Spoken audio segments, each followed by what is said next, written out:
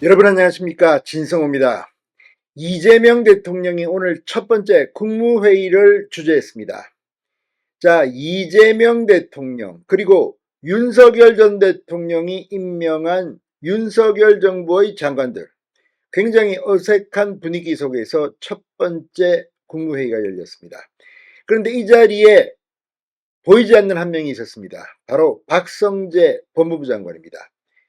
이재명 대통령은 이주호 사회부총리가 제출한 전 국무위원 사퇴서 중 유독 박성재 법무부 장관의 사퇴서만 꼭 찍어 수리했습니다. 나머지는 전부 다 반려했습니다. 자, 지금 이 조기 대선 보궐선거로 치러졌기 때문에 인수위 기관이 없습니다. 당선증을 받자마자 이재명 대통령은 대통령직에 취임한 셈입니다. 그래서 전 정부의 장관들과 불편한 동거가 시작된 겁니다. 오늘 이 긴장된 분위기 속에서 회의가 진행되자 이재명 대통령은 좀 어색하죠. 우리 좀 웃으면서 하자고 말문을 열기도 했습니다. 자, 그런데 비슷한 시간 박성재 법무부 장관은 임식을 가졌습니다. 이제 박성재 전 법무부 장관이 된 겁니다. 자, 이 자리에서 박성재 전 장관은 작심한 듯 더불어민주당 그리고 이재명을 겨냥한 쓴소리를 이어갔습니다. 왜 박성재 법무부 장관만 사표를 수료했을까요? 지금 이재명 대통령은 자신의 사법 리스크가 걸려 있습니다. 지금 이 선거법 3심 대법원 판결 유죄 취지 파기환송입니다. 이미 파기환송 기일도 잡혔습니다. 아직까지 헌법의 84조 해석에 대한 명확한 기준이 없습니다. 그러나 이미 대법원이 이 정도로 했으면 어쩌면 이재명 대통령의 유죄가 확정돼서 당선 무효가 되면 2달 내에 선거를 치러야 하는 그런 운명이 될지도 모른다고 김용태 국민의힘 비대위원장은 말했습니다. 2달 내에 선거를 다시 치른다? 이런 상황은 가정할 수 있습니다. 물론 지금 더불어민주당은 이런 걸 막기 위해서 이 대통령이 당선되면 모든 재판이 정지되게 하는 그런 법 개정안을 이미 제출한 상태고 아마 이들은 그 전에 통과시키려 할 겁니다. 그런데 이게 지금 소급 적용 아닙니까? 아무튼 지금 많은 상황들이 아직까지 불확실합니다. 이런 가운데 박성재 법무부 장관 당당하게 민주당이 지금 하고 있는 이 만행들에 대해서 국민들 앞에 임사를 통해서 분명히 밝혔습니다. 뭐라고 했을까요? 진성호의 융단 폭격 시작합니다. 이재명 대통령을 융단 폭격합니다. 자, 박성재 전 법무부 장관 오늘 임식에서 다수의 뜻이라는 명목 아래 협의와 숙려 없이 제도적 권한을 무절제하게 사용한다면 이는 다수의 폭거이자 횡포라며 민주주의 의미의 정면으로 반하는 것이라고 강하게 비판했습니다.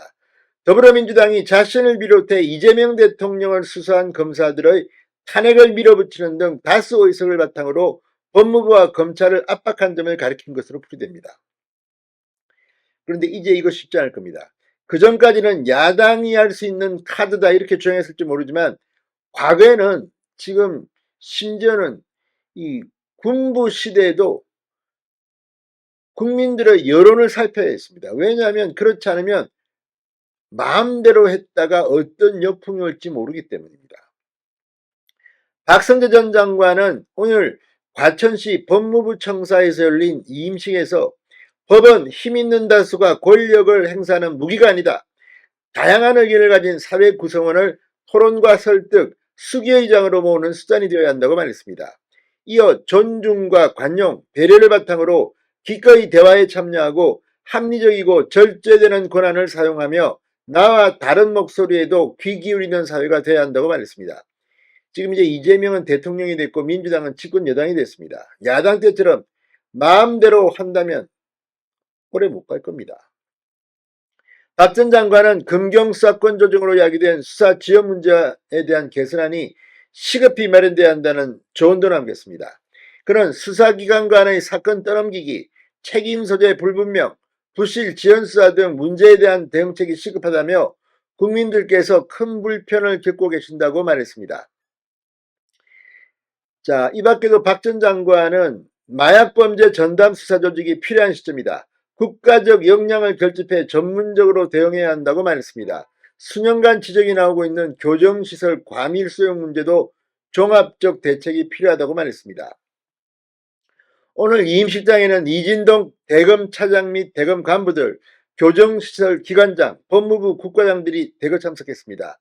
변필건 법무부 기획조정실장이 법무부 직원들을 대표해 감사패를 전달했고 비서실 관계자가 꽃다발을 전달했습니다.